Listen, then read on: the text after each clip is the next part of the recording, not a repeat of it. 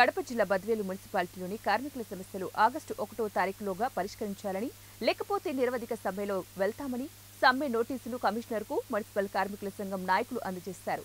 ఈ సందర్భంగా కోశాధికారి శివకుమార్ మాట్లాడుతూ, బద్వేలు మున్సిపాలిటీ పరిధిలోని పారిశుద్ధ విభాగ కార్మికులకు బకాయిలు ఉన్న 2024 సంవత్సరం జనవరి, ఫిబ్రవరి నెలలో వృత్తి, ఆరోగ్య భత్యం మంజూరు చేయాలని పేర్కొన్నారు.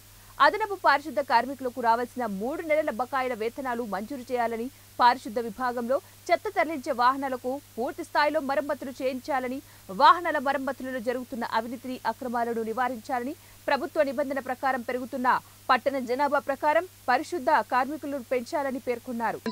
వాహనాలను కూడా సమకూర్చుకోలేనటువంటి పరిస్థితిలో ఈ రోజు మన మున్సిపాలిటీ ఉందంటే ఇంతకన్నా దౌర్భాగ్యమైనటువంటి పరిస్థితి ఇంకోటి ఉందా అని చెప్పి కూడా ఈ సందర్భంగా మేము ఉన్నటువంటి అధికారులని అడుగుతా ఉన్నాం.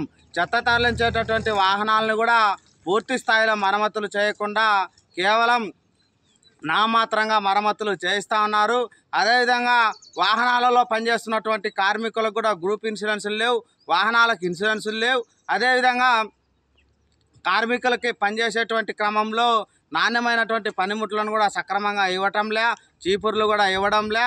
అదేవిధంగా ఇంకా అనేక రకాలైనటువంటి సమస్యలు, కార్మికులకు అధికారులటువంటి వేధింపులు, సెక్రటరీ వేధింపులు ఎక్కువ అవుతానని చెప్పి ఇప్పటికే పలుమార్లు అధికారులకు ఫిర్యాదు చేసినప్పటికీ వేధింపులు చేస్తున్నటువంటి అధికారులకి కొన్నటువంటి కమిషనర్ గారు వత్తాసు పలుకుతా ఉన్నారు తప్ప నిజంగా వేధింపులు జరుగుతూ ఉంటే అటువంటి అధికారులపైన చర్యలు తీసుకోవాల్సింది పోయి కార్మికుల్ని ఈరోజు పని ప్రదేశాల నుంచి ఇంకొక పని ప్రదేశాల్లోకి మిమ్మల్ని బదలాయిస్తున్నామని చెప్పి కూడా ఈరోజు కార్మికులను ఒక రకమైనటువంటి భయాందోళనకు గురి చేయడం అనేటువంటిది సరైనటువంటి పద్ధతి కాదు.